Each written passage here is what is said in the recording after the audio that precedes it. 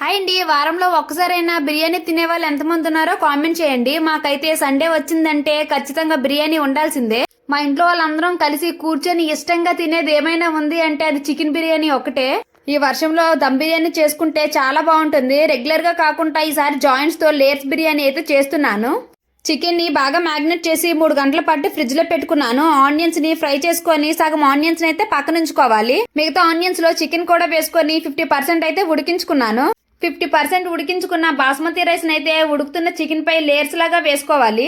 ముందుగా ఫ్రై చేసి పెట్టుకున్న ఫ్రైడ్ ఆనియన్స్, కొద్దిగా పుదీనా, కొత్తిమీర, 2 స్పూన్ల నెయ్యి, ఎగ్స్ వేసుకొని దమ్ పెట్టి హాఫ్ అన్ అవర్ సిమ్ లో పెట్టి ఉడికించాలి. హాఫ్ అన్ అవర్ తర్వాత స్టవ్ ఆఫ్ చేసుకొని ఇంకో 10 నిమిషాలు అలాగే వదిలేశాను. అంతేనండి, ఎంతో టేస్టీగా ఉండే లేయర్స్ బిర్యానీ అయితే రెడీ అయిపోయింది. మా మమ్మీ బిర్యానీ సూపర్ గా చేస్తుంది. టేస్ట్ అయితే అదిరిపోయింది. ఇంకో మంచి వీడియోతో కలుద్దాం. బాయ్.